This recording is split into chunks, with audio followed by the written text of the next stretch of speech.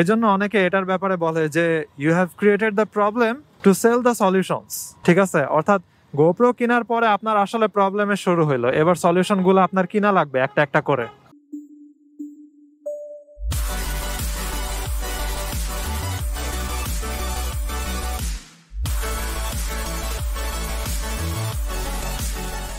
এই WhatsApp everyone, সবাই কেমন আছেন? বাইরে হালকা বৃষ্টি পড়তেছে, আজকে সারাদিন ধরে বৃষ্টি। আর আমার ব্যাগে আজকে অনেক কিছু, ক্যামেরার ব্যাগ তো আছে, এছাড়া হচ্ছে টাওয়েল, তারপরে আমার হাফ প্যান্ট জিমের জন্য, এছাড়া হচ্ছে বই খাতা, কারণ জার্মান ক্লাসে যাব।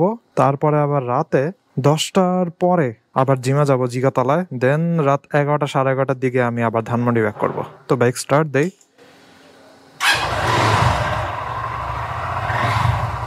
মোটরসাইকেলের ঘড়িতে বাজে 3:51। 4টার মধ্যে আমার জার্মান ক্লাস শুরু। জার্মান ক্লাস আগে ছিল 6টায়, এখন টাইম আগে 4টাতে নিয়ে আসছে। তাই এখন দেরি না করে যাত্রা শুরু করি। ব্যাগ পুরো আমার ফুলে ঢোলের মতো হয়ে আছে, আজকে অনেক কিছু। আর আমি চিন্তা করছি এখন থেকে একদম রুটিন মেনটেন করে উইকলি 3 দিন জিম করব। যাই হোক না কেন, যত ব্যস্ততাই থাকুক না কেন, আবার কালকে থেকে আমার উদ্ভাসের ক্লাস শুরু। কালকে সকাল 9টা থেকে রাত 8টা পর্যন্ত 11 ঘন্টা আমি উদ্ভাসা ক্লাস নেব। তাই কালকে থেকে আমার নতুন ব্যস্ততা শুরু। আর একটা জিনিস হচ্ছে, ক্লাস নিলে পাটা ব্যথা করে। যেদিন আমি 11 ঘন্টা ক্লাস নেই ওই দিন পাটা সবকিছু ব্যথা করে, এছাড়াও গলাও ব্যথা করে প্রচুর কথা বলার জন্য। তাই যেদিন আসলে উদ্ভাসে ক্লাস নেই ওই দিন রাতে জিম করা যায় না। তাই যেদিন উদ্ভাস নাই ওই দিন আমার জিম করা লাগবে। আমার নর্মালি হচ্ছে বৃহস্পতিবার আর রবিবারে টানা 11 ঘন্টা 22 ঘন্টা নেওয়া লাগবে। এছাড়া অন্যান্য দিনও থাকতে পারে প্রক্সি ক্লাস নেওয়ার জন্য, I don't know about that, but বৃহস্পতি আর রবিবার ছাড়া অন্যান্য দিনে আমার জিম করা লাগবে। অ্যান্ড এখন থেকে আমার হচ্ছে ডিটারমাইন্ড থাকা লাগবে, আর অবহেলা করা যাবে না। বডির অবস্থা খারাপ, ফ্যাট হয়ে যাইতেছে অলরেডি। তার উপরে আমি 2018-19 সালে হচ্ছে 6 প্যাক না 8 প্যাক্স এর মতো বানায় ফেলছিলাম। ছবি তুললে আমার একদম 8 প্যাক্সই লাগতো, কিন্তু ওগুলার উপরে এখন ফ্যাট হয়ে যাইতেছে। So that is really concerning. এই জন্য আমি এখন থেকে হচ্ছে আবার ডিটারমাইন্ড হয়ে যাব জিম করার উপরে। আর রাতে ঘুমানোর আগে হচ্ছে আমি অ্যাপস ওয়ার্কআউট করব। কালকে থেকে যেটা শুরু করে দিছি। আজকে পেটে অনেক ব্যথা, সো পেটে ব্যথা হওয়া হচ্ছে আসলে ভালো লক্ষণ, তার মানে আমার অ্যাপস হিট করছে জায়গা মতো। যাই হোক, এখন থেকে আমি ডিটারমাইন্ড থাকবো।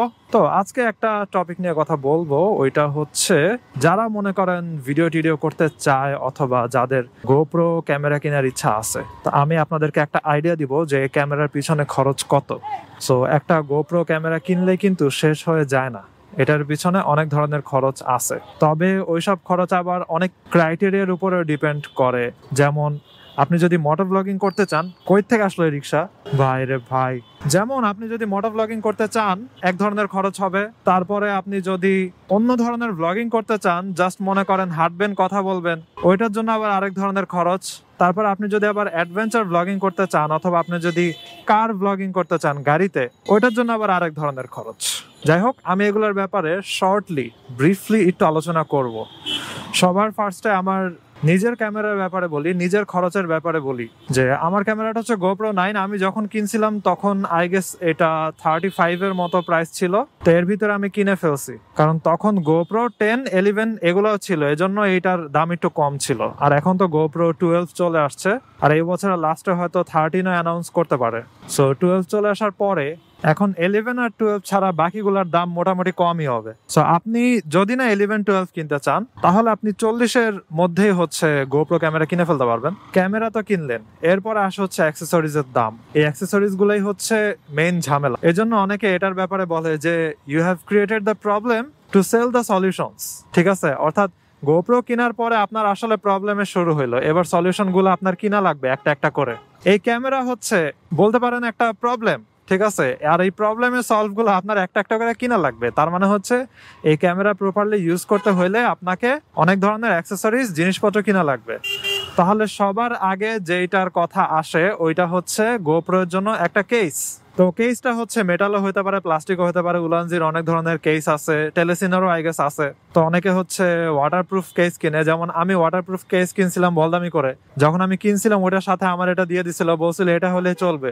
কিন্তু ওটা আসলে পুরাই লস গেছে। ওয়াটারপ্রুফ কেস আমার দরকার নাই, কারণটা আমি একটু পরে বলতেছি। ওয়াটারপ্রুফ কেসের কারণে হচ্ছে মাইক অ্যাডাপ্টার লাগানো যায় না। যাই হোক, যদি আপনি পানির নিচে ভিডিও করতে চান তাহলে গোপ্রো নিয়েই আপনি পানির নিচে ডুব দিতে পারবেন, প্যারা নাই। কিন্তু যদি আরো ডিপে যাইতে চান তখন ওয়াটারপ্রুফ কেসটার দরকার হয়। ওই কেসটা ইউজ করলে আর কি আপনি আরো ডিপে গিয়ে ভিডিও করতে পারবেন। তো ওইটার দাম আমার নিছিল হচ্ছে 1500।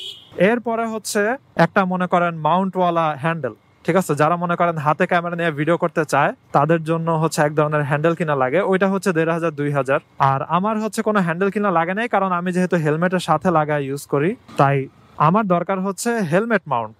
সো হেলমেট মাউন্ট আমার লাইফে 3বার কিনা লাগছে। প্রথমে এক ধরনের কিনছিলাম, ওইটা হচ্ছে স্ট্র্যাপ দিয়া হচ্ছে গিট্টু দেওয়া লাগতো। পরে ওইটা চেঞ্জ করে হচ্ছে আরেকটা কিনছি, যেটা হচ্ছে বিভিন্ন ব্যাগের স্ট্র্যাপের মতো হচ্ছে আটকানো লাগে, এইটা হচ্ছে আরেক ধরনের। আর পরে ওইটা বাদ দিয়ে আবার কিনছি এখন যেটা, ওইটা হচ্ছে গ্রিপ মাউন্ট। সো এটা হচ্ছে একদম গ্রিপের মতো আটকায় থাকে হেলমেটের সাথে। এটা আমার কাছে এখন বেটার লাগতেছে, এটা নিয়ে প্যারা খাওয়া লাগে না। আর আগে যেটা হয়তো যে প্রত্যেকবার স্ট্র্যাপ খোলা লাগতো, স্ট্র্যাপ লাগানো লাগতো, বিশাল প্যারা। যাই হোক, তো এগুলা কিনতে গিয়ে আমার মনে করেন 1500-2000 এরকম করে টাকা গেছে। সো বলতে পারেন এই মাউন্টের পিছনেই আমার মনে করেন 8000-9000 এরকম টাকা খরচ চলে গেছে। ওইটা গেল। এরপরে হচ্ছে এবার আপনি যদি ভালো একটা অডিও পেতে চান আপনার ক্যামেরা থেকে, তাহলে আপনার কাছে দুইটা অপশন আছে। একটা হচ্ছে গোপ্রো এর মিডিয়া মোড একটা জিনিস আছে। তো মিডিয়া মোডটা বাংলাদেশে পাওয়া যাইতেছিল না, এখন অ্যাভেলেবল হয়েছে নাকি আমি জানি না। তো মিডিয়া মোড দিয়ে আপনি চাইলে অডিও রেকর্ড করতে পারেন। ডানে ইন্ডিকেটর দিয়ে দিছি, আমি ডানে ঢুকে যাব। আর যদি আপনি আরো বেটার মাইক্রোফোন চান, একদম ক্রিস্পি ক্লিয়ার অডিও চান, অথবা এই যে আমি এখন যে অডিও রেকর্ড করতেছি এরকম লেভেলের চান, তাহলে হচ্ছে আপনার যেটা করা লাগবে, আলাদা মাইক্রোফোন কিনা লাগবে এবং মাইক্রোফোনের জন্য মাইক অ্যাডাপ্টার কিনা লাগবে। সো এবার বলি এখানে খরচটা কোন জায়গাতে। মাইক্রোফোন মনে করেন আপনি 1500-2000 টাকাতে একটা কিনা ফেলাইতে পারবেন, প্যারা নেই। যেমন আমি ইউজ করি এখন এক্স মাইক পালস নাকি প্লাস, জানি X mic plus I guess. এই মাইক্রোফোনটা ইউজ করার জন্য আপনার আবার মাইক্রোফোন অ্যাডাপ্টার লাগানো লাগবে। এই অ্যাডাপ্টারের দাম হচ্ছে 6500 টাকা, ঠিক আছে? তো এটা হচ্ছে আমার ক্যামেরার নিচে একটা বক্সের মতো জায়গা আছে, ওই জায়গাটাতে হচ্ছে অ্যাডাপ্টারটা লাগানো থাকে। ওই অ্যাডাপ্টারের ভিতরে আমি মাইক্রোফোন ঢুকাই, তারপরে মাইক্রোফোনটা চলে যায় আমার হেলমেটের ভিতরে, তারপরে হচ্ছে অডিও রেকর্ড হয়। এই 6500, তারপরে আবার আপনার মাইক্রোফোন 2000, ঠিক আছে? 8500। এই তো গেল মাইকের খরচ। এরপরে হচ্ছে এবার ব্যাটারির খরচ। গোপ্রো যখন কিনবেন ওটার সাথে একটা ব্যাটারি পাওয়ার কথা, আমি নিজে একটা ব্যাটারি পাইছি। এছাড়া হচ্ছে আমি 2টা ব্যাটারি কিনছিলাম টেলেসিনের, এবং ওগুলোর সাথে হচ্ছে আমি চার্জারও কিনছিলাম। তো ওইখানে মনে করেন 5000 টাকার মতো আই গেস খরচ গেছিল ব্যাটারি আর চার্জার সহ। তারপরে যেটা হয়েছে, ওই ব্যাটারিগুলো আসলে ভালো ছিল না, অথবা আমি ওভার চার্জ করে ফেলাইছি আর কি। এই জন্য ওই 2টা ব্যাটারি নষ্ট গেছে আর কি। শুধুমাত্র গোপ্রোর যে অরিজিনাল ব্যাটারি আমি ক্যামেরার সাথে পাইছি ওইটা নষ্ট হয়নি, ওইটা এখনো আমার সাথে আছে এবং ক্যামেরার ভিতরে এখন ওই ব্যাটারিটাই আছে। আমার আরো 2টা ব্যাটারি কিনা লাগছে, ওগুলা ছিল হচ্ছে ফাস্ট চার্জিং ব্যাটারি। ওগুলা এখন পর্যন্ত একদম ভালোই আছে এবং ফুলে টুলে নাই, একদম নর্মাল অবস্থাতেই আছে। ওইটার সাথে আমি আবার একটা ফাস্ট চার্জার কিনছি, ওইখানে প্রায় 7-8 হাজার টাকা খরচ চলে গেছে। তো ব্যাটারির হিসাব এই গেল। তাহলে এবার চিন্তা করেন, আপনার ক্যামেরা আমি ধরলাম মনে করেন 35,000-40,000, ঠিক আছে? তারপরে এই যে ব্যাটারি ট্যাটারি আমি ধরলাম মনে করেন 6000, টোটাল হইলো 46,000। এরপরে হচ্ছে আপনার মাইক্রোফোন অ্যাডাপ্টার 6500, ওটার সাথে মাইক 8500, কমায় আমি 8000ই ধরলাম।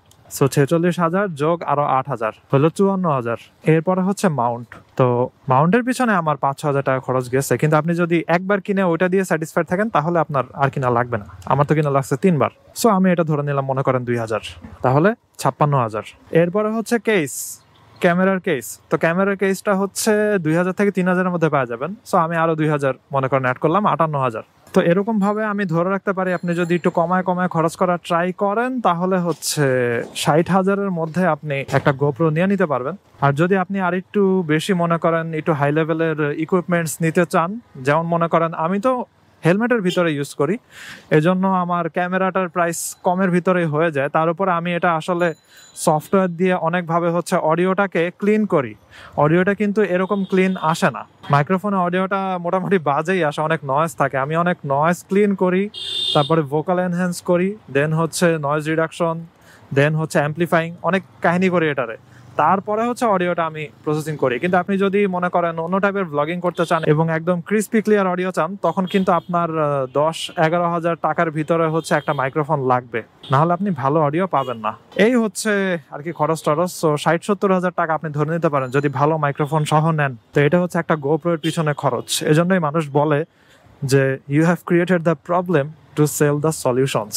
এছাড়া অন্যান্য প্রিমিয়াম জিনিসও একই। মনে করেন আইফোন কিনছেন, এটার সাথে অনেক অ্যাক্সেসরিজ আছে, সাথে চার্জার দিবেন, ওগুলো তো কিনা লাগবে। আপনি প্রিমিয়াম কোনো কিছু একটা নিলে ওটার সাথে আলাদা খরচ আছেই, কিছু করার নাই। যাই হোক, আজকে ভিডিওটা এখানে শেষ করি। I hope you guys like this video. If you are watching for the first time, you can kindly subscribe. আর GoPro রিলেটেড কোনো কোশ্চেন থাকলে আমাদের করতে পারেন। তো সি ইউ নেক্সট টাইম। সবাই ভালো থাকেন, সাবধানে রাইড করেন। টাটা।